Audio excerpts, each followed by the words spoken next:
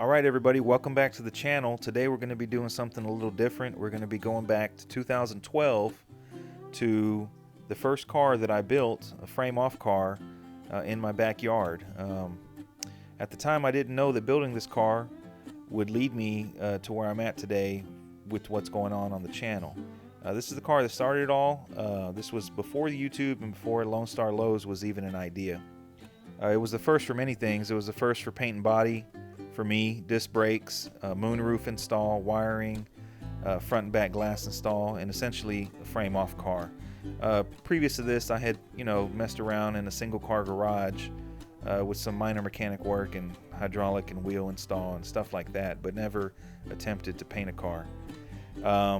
This car came out of the Dallas, Texas area, and one of the stipulations for me purchasing the car was that I wanted the driver or the owner to drive the car from Dallas to the Houston area, which is about a 5-hour trip. And if the car made it to my house, then I would have the money waiting for him. And so it did, and I paid him, and I bought the car. I'd like this video to be an inspiration to everyone out there that wants to build cars like these, that you can achieve this at home in your own backyard or in your garage if you have the determination and the work ethic to do so. Hope you guys enjoy the video. Alright, so here's the car a couple days after I got it. As you can see, it was a pretty nice car to begin with. I got it from a guy named Lewis. He's on Instagram. I believe it's 7 Speed Shop. It was a nice car. The interior was really nice. The paint job was nice. It was also, I believe, the first car he painted. But naturally, I wanted to dig into it and tear it apart, so I did that. The interior was really nice. Actually, I don't think I did anything to the interior. It was a brand new kit. But in order to tear the car apart and do what I wanted to do, the first order of business was to have the space needed to do that. So I had the shop built, which you'll see here in a second. And the shop was empty at the time, so you guys that follow the channel, now I got so much stuff in there I can't hardly move. But the first order of business was to get the lift installed, and I went to the Austin area, picked up the lift with my car hauler, brought it home, and me and my dad actually installed the lift ourselves, which you'll see here in a second.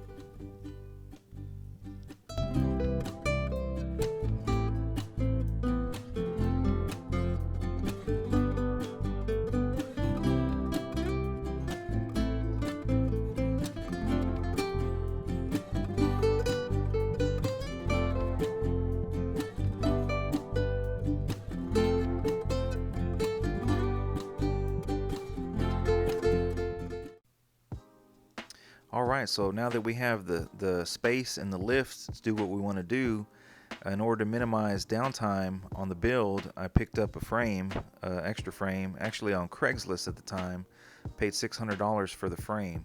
The frame was about 80% done, and so I picked it up. I thought it was a pretty good deal. It needed the cross member done, and then of course all the suspension molded, which is what you see right now. Not too good at doing that type of work, so I farmed it out to a good buddy of mine, Fine Line.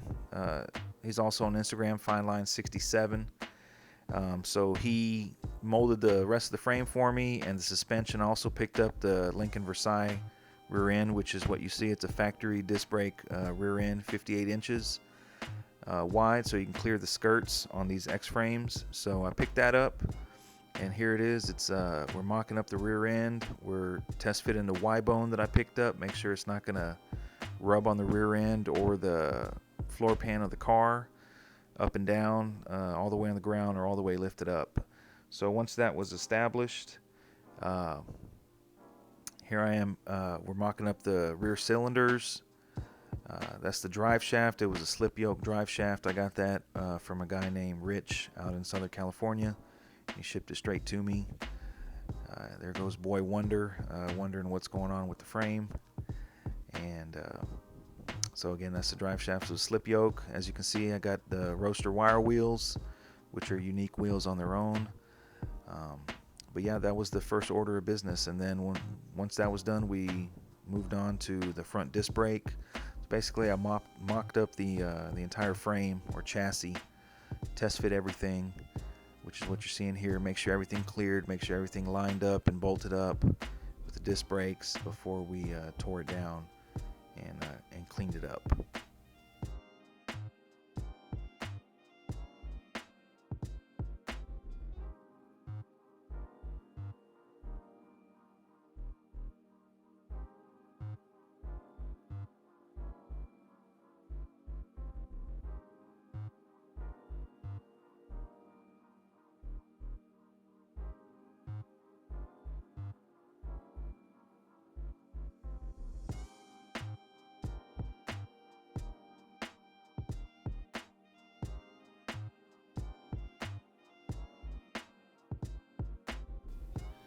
Alright, so what you guys are seeing here is a rear sway bar that I added onto this rolling chassis.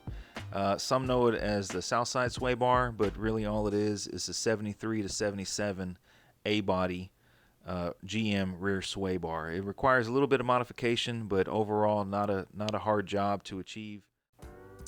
Alright, so here we are. We got the rolling chassis all cleaned up. Actually, the story behind that was I was driving down one of these back roads out here and I saw a guy sandblasting some industrial parts, some big valves for some offshore oil rigs, and I whipped in there and asked him if he had any interest in sandblasting the car frame, and he told me to bring it, so I brought it to him the next day and he sandblasted it for me and got it in epoxy, a semi-gloss or gloss epoxy for me, really cheap, so that was a good deal.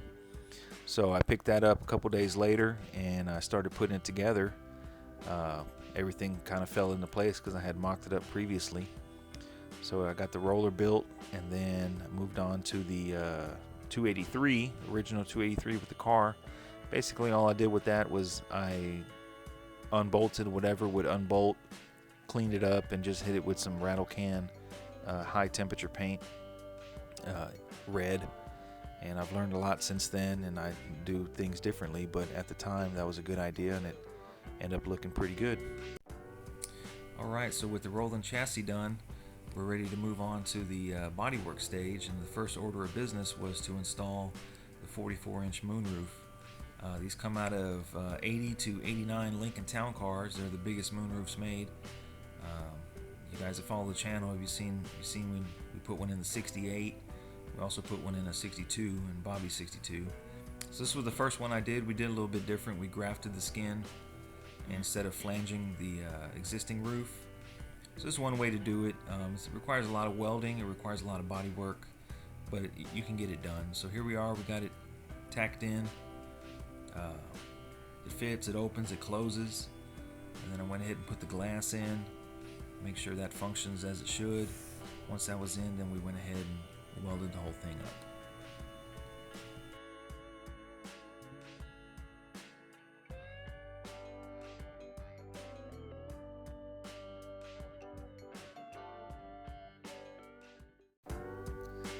Alright, so now that the moonroof was welded up, we moved on to the bodywork stage. So like I said when we first started this video, this car taught me a lot. It was the first for a lot. It was the first time I ever cut a panel out of a car.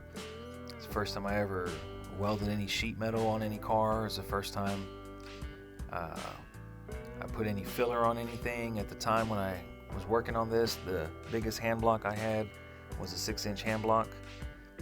Since then, you guys watched the video, I'm all about the acrylic blocks now. What happened in that picture right there was I went to go jack the car up under the rocker, and the rocker collapsed. So had to fix that. So it had its issues, but overall it was still a good car. I didn't regret buying it at all. So what we see now is I got the patches in. I'm test fitting the skirt. Put a little body filler on there on each side, so it needed front and rear quarter patches, which was all that it needed. So like I say, this was a big learning curve for me, and here we are. We're DAing the whole car down in the preparation for the first coat of primer.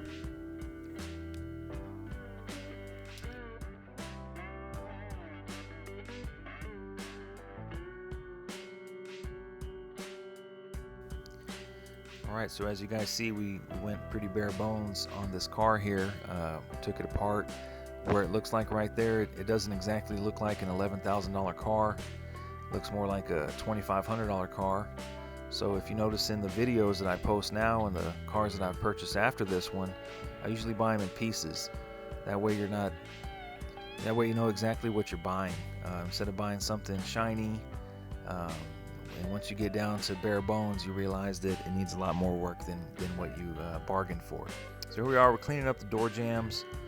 We got some primer on it. We did some wet sanding. Like I said, when I made this video, I didn't even know what guide coat was. I didn't know what 2K primer was. I didn't know what epoxy was. I didn't know anything about paint and body. I mean, this was the first run at doing paint and body work. So I learned pretty quick. Like I say, here we are. We're moving right along in the primer stage. I forgot what stage this was, but we were getting there. And then I think we moved on to some guide coat. I believe we used a rattle can guide coat. Here we are. We're setting the car on the frame. Make sure the car still fits the new frame. Up and down without rubbing the skirts. As you can see, the shop has more tools in it. Air compressor. So this car was really the foundation of everything that you guys are seeing in the current videos. The shop was a lot more empty, and over time just accumulated more tools to do this type of work. Here we are, we got some guide coat on finally, and we're moving along to the wet sanding stage, and we're getting ready to spray some paint.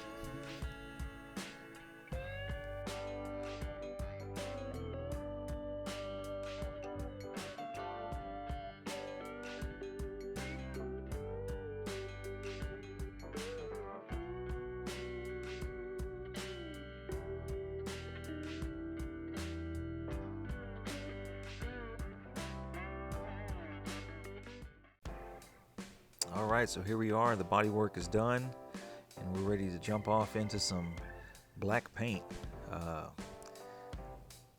Really tested my skill set on this.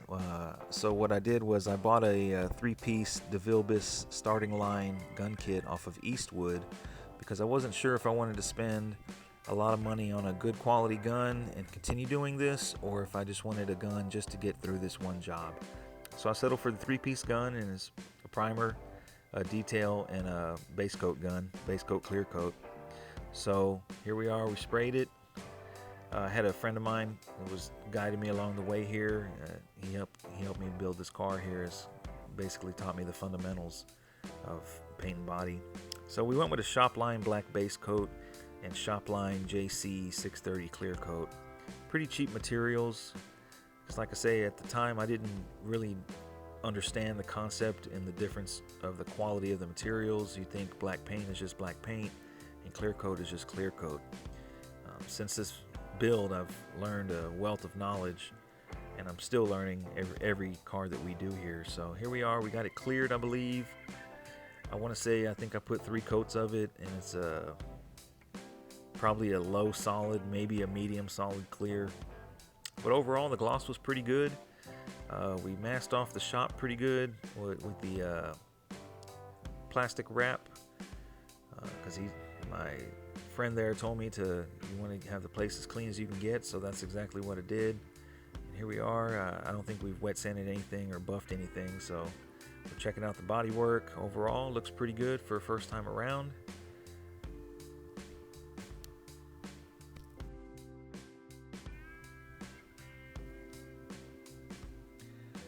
So I believe at this point here I had wet sanded the car down and attempted the best I could to buffing. I do remember I had some runs and I did have some burn through, but being black, it concealed it pretty good. Here I taped off all the edges for the wet sanding, because that's what I learned to do. And I don't even remember what I buffed it with. I remember it was some really cheap compounds and some wool pads. But overall, for the first time, I was super excited, very proud of my work here, and you guys be the judge.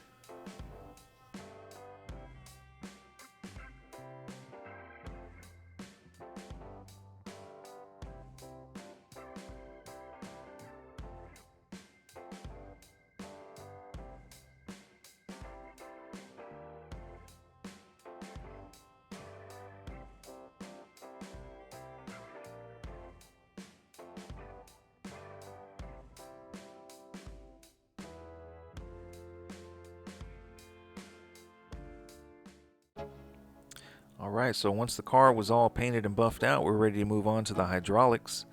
That's an Imperial 400F flare tool. It flares 1/2-inch stainless steel tubing with ease. I went with a high-low setup. I actually picked that up off of Facebook from a guy. It was brand new, but he wanted to get rid of it, so I picked it up at a really good price.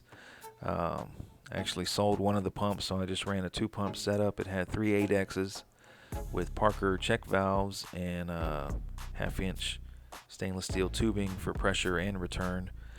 And I went with 10 batteries, so we'll get to that here in a second. That's the back pump that I had assembled.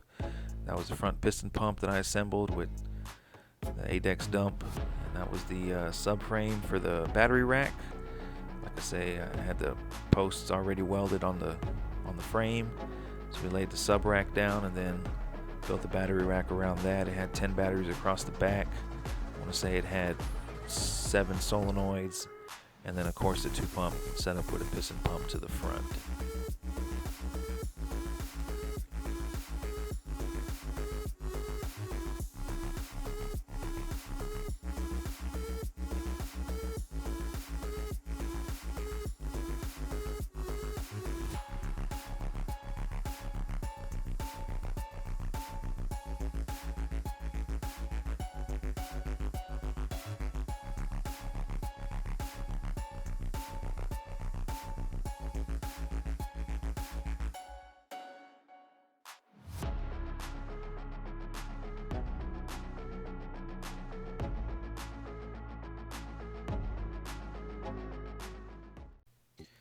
Alright, so the paint and body's done and the hydraulics are done. We're ready to move on to the final assembly. We did a custom headliner in this car with using an MDF board with some standard headliner fabric. As you can see, it came out pretty good. We painted the interior moldings that were polished aluminum. I went with black on those. As far as the interior, like I said previously, it didn't need any work. Just put everything back in how I took it out since it was already redone. Then we moved on to the side glass and all the stainless molding. And the quarter windows did give me some problems, I remember, but was able to get it done. It was a one-man show at that point. Moved on to the front and back windshield, which that was the first time doing that. Now I have a video that I can link showing the string method that I used to install the front and back glass. And we got the bumpers on. The front and back bumpers were re-chromed, all new hardware.